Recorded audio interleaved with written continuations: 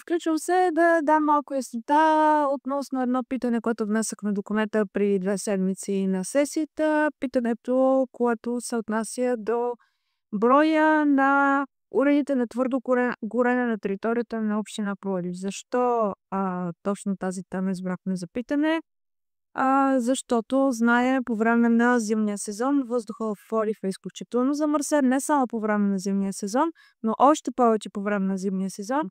И една сериозна причина за това замърсяване е домакинствата, които се отопляват на твърдо гориво на територията на община Пловдив. Най-общо казано, представете си комините, които бълват фини пракови частици във въздуха, и това е нещото, което дишаме всички пловдивчани.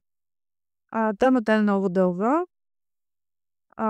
много е сериозен проблема и съответно ние, нашата група съветници, задаваме въпроси общо взето от 5 години назад, както сме и общо общински съветници, като искаме да разберем дали община Пловдив се справя с проблема или какво прави община Пловдив, за да преодолее този проблем. И веднага обяснявам, вече измина един програмен период. Това означава, че вече един път община Пловдив изпълни проект по оперативна програма "Околна среда" с европейско финансиране, което трябваше да подмени печките на твърдо гориво на територията на град Пловдив с екологични уреди за отопление, климатици и други подобни. Знаете, тази програма тече сега. Всеки, който има стара печка на нафта, на дърва, на въглища и така нататък, може безплатно с заявление до районното кметство да бъде подменена. Ще дойдат хора на място и ще инсталират климатици, и така коминът във вашата къща, ако имате такава печка, вече ще спре да пуши. Ще спре да бълва отровните фини прахови частици във въздуха. И какво се случва? Много пъти сме критикували изпълнението на програмата досега, т.е. предния програмен период. За нея мога отделно много да говоря, но по информация бяха подменени определен брой печки на твърдо гориво на територията на община Пловдив, и сега вече върви следващия период. Това, което нас ни интересуваше като общински съветници, затова зададахме въпроса на община Пловдив, беше едно питане януари месец, в което буквално в прав текст питахме има ли информация в община Пловдив колко жилища на територията на град Пловдив се отопляват на твърдо гориво. Отговора, който получихме, беше меко казано странен, беше няколко страници, в които ние така и не видяхме информация. Тоест, ти, когато тръгваш да се бориш с печките на твърдо гориво в града, ти трябва да знаеш колко са. Трябва да знаеш с какъв враг се бориш. Това, което е на първо място. Ти не можеш да стреляш във въздуха, не можеш да стреляш така на посоки, без да знаеш също какво си изправен. Тоест, това, което ние попитахме януари месец, беше колко домакинства на територията на община Пловдив се отопляват с твърдо гориво.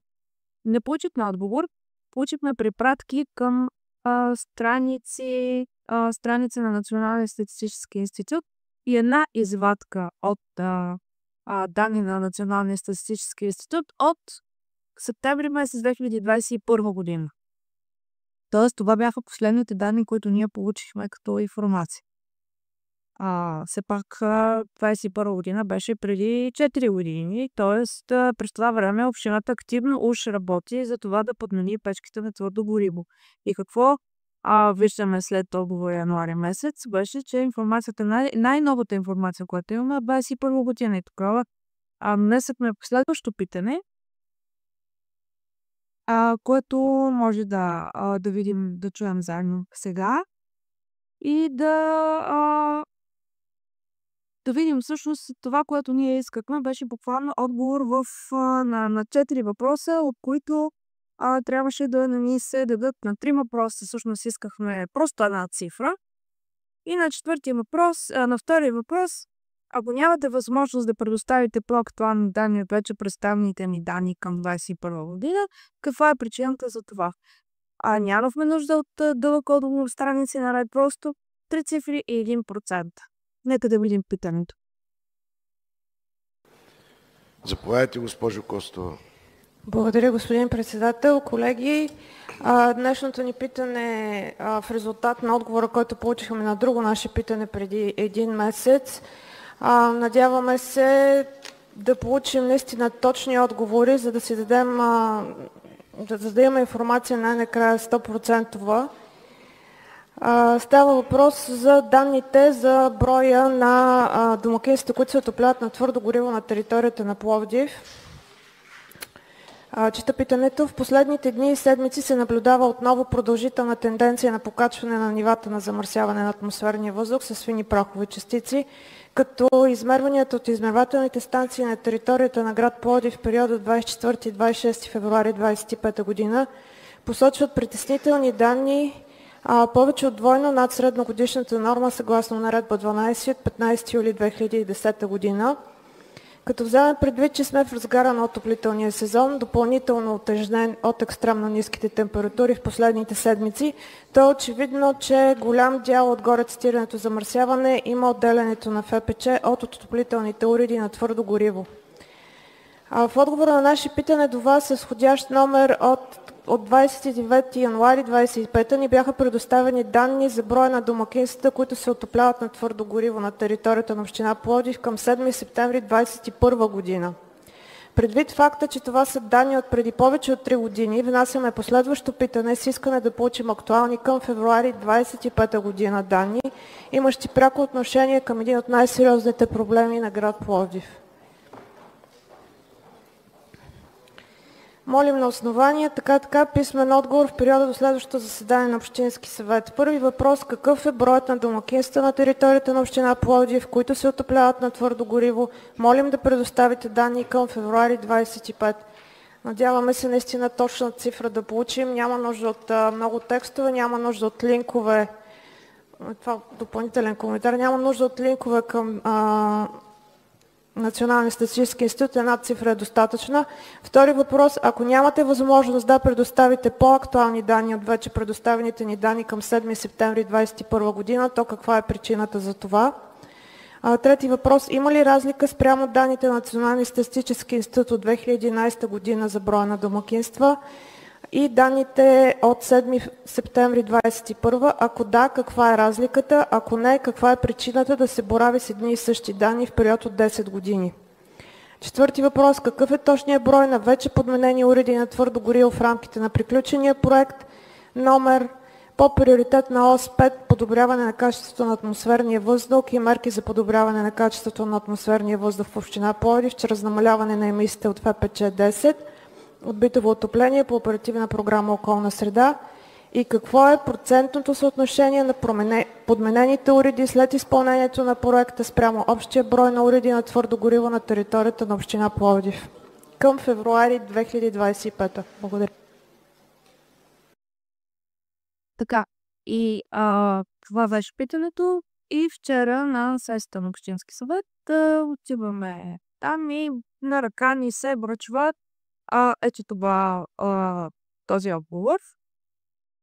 Отговор на питане от Иван Стоянов, заместник по Пловдив здравеопазване.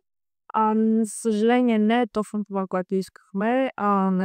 Просто някои цифри и едно изречение отговор. Получихме си така обилно информация. По същия начин на предното питане от януари месец. И чета дословно: първи въпрос: какъв е броят на домакинствата на територията на община Пловдив, които се отопляват на твърдо гориво? Моля да предоставите данни към февруари 2025 година.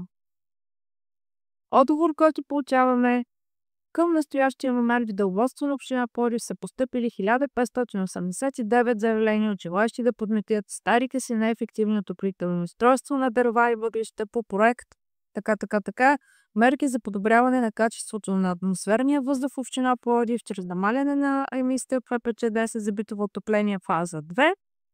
Тоест, постъпили са 1589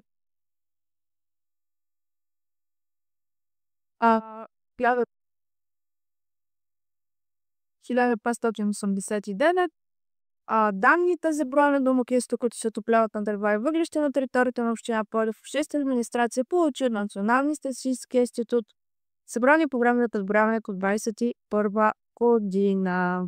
Тоест отново се връщаме на информацията, която е от септември. Ние питаме, имате ли данни за февруари 25-та, те ни отговарят, това, което сме получили от 21 година. Нещо, което ние вече знаем, защото това ни беше отговорено предния път.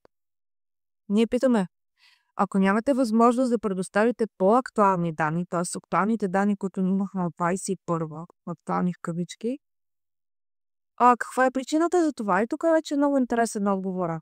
Към настоящия момент липсва нормативно изискване, което да задължава общините да поддържат регистър на домакинствата, отопляващи се на дърва и въглища.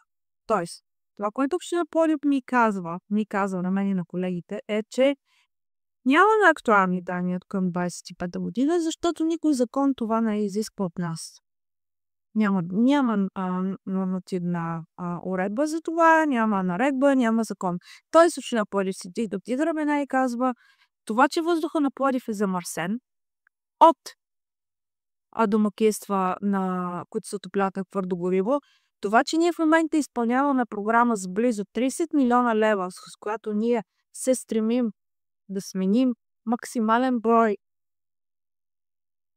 уреди на твърдо гориво с климатици, нас това по никакъв начин не ни задължава ние да знаем колко са тези уреди на територията на Пловдив. Тоест, ние просто това, което правим, ние чакаме някой да се сети, да види, да чуе за нашата програма и да даде доброволно да си подмени климатиците. Ние тези хора не ги търсим. Реално общината това ни казва. Ние тези хора не ги знаем. Няма закон, който да ни задължава да ги знаем кои са. И работим с данни от 21, защото тогава се събирани. И това е. За една справка, примерно с Столична община, мога да ви кажа, че там в момента са на ниво дронове, които летят над къщите на градовете и фиксират къде са пушещите комини. Тоест, има начини, ако има желание, да се разберат къде са жилищата, които се отопляват на твърдо гориво.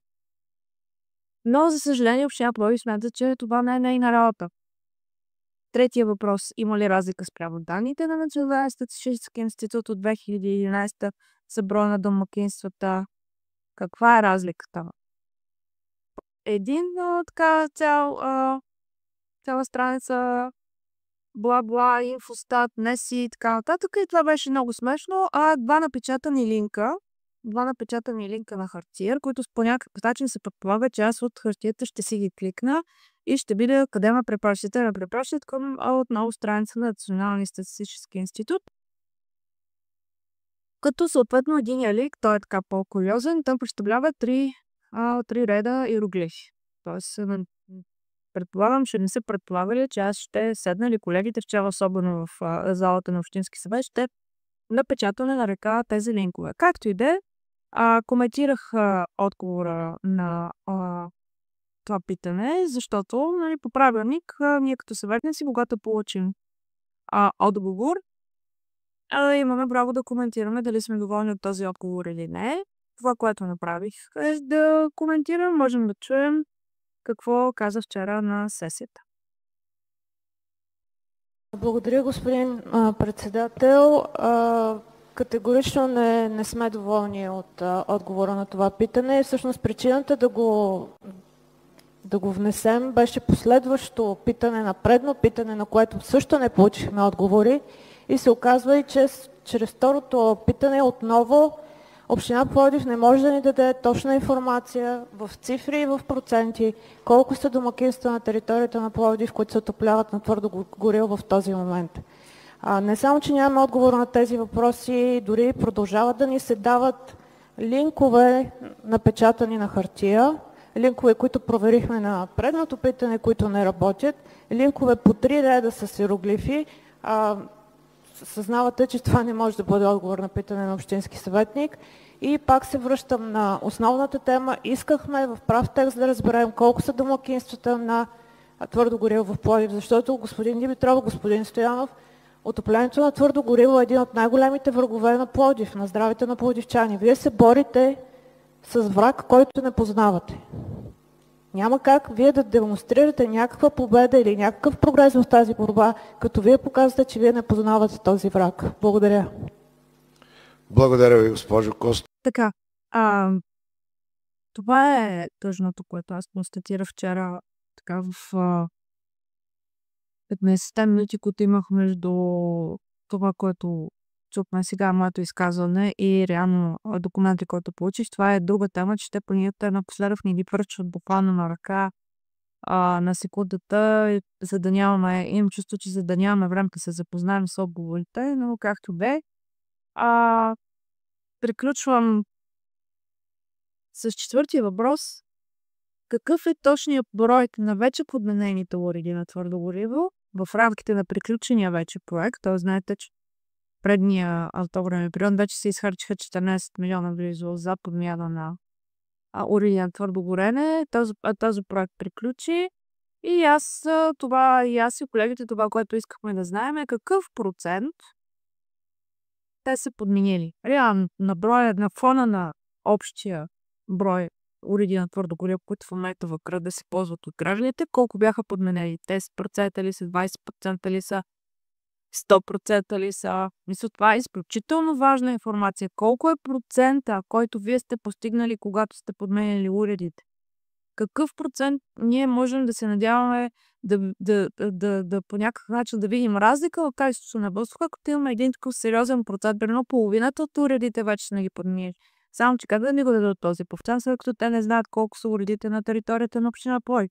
Това, което са ми отговорили, е, че от подменените горивни съоръжения на дърва и въглища по проектната инициатива за периода 2019-2023 са се възползвали собственици на 3169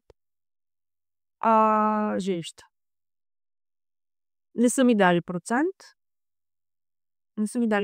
Но пък ми дадаха линковете, както видяхте тук на напечатаните. Ние днес с колегите се изискахме реалния документ, Word-овския файл, на който са писали отговора, за да можем да си кликнем линковете. Успяхме да го получим. Единият линк, този дългия с иероглифите, не работи. Другият линк препраща към данните от 2021 година, които така или иначе вече имаме. И данните в този линк, сега ще ги прочита. Въглища 9572, брикети от въглища 662, брикети от дървесина 549, дърва 25432, нафта 92 и палети 5156. Няма да ги смятам, но така 25, 10, 35, около 40 000 домакинства или жилища се отопляват на избораните въглища, брикети от въглища, брикети от дървесина, дърва, нафта, палети. Подменени, това са данни до 21, а те от 2019 до 2023 се казва, че са възползвали собственици на 3169, както казах, тук вече ги изборихме към 40 000 жилища. Колко процента са това? Под 5? Добавят. На база на окончателните доклади, отчетени и прияти от Оперативна програма Околна среда, разпределението на брой домакинствата спрямо желанието им за избрано отопление е следно. Значи, в крайна сметка, 2809 са искали климатик и 352 домакинства са доставени монтирани устройства на палети. 8 домакинства са доставени, както и да е, 3169 имота са подменени. Данните, които имаме от 2021 година, са близо 10 000 въглища, дърво, 25-26 хиляди отдавна има на нафта и около 5 хиляди на палети. Под 10%, много под 10%, под 5% са подменени, но тази информация не е сметната. Аз си я смятам тук на крак, докато говоря. Тази информация не е сметната и я нямам в отговора на питането, въпреки че аз искам точно да ви кажа какъв е точният брой и какво е процентното съотношение на подменените уреди. Под 5% подменени уреди на стойност 14 милиона лева изхарчени. Не знам по какъв начин могат да се надяват, че те са да постигнат някакъв резултат в качеството на въздуха.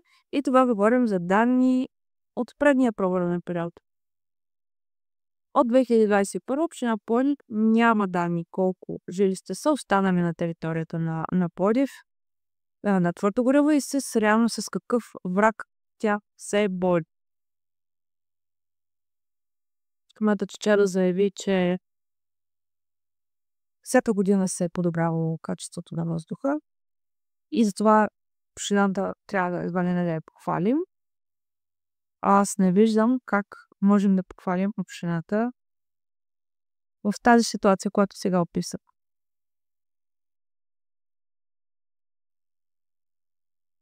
Това е.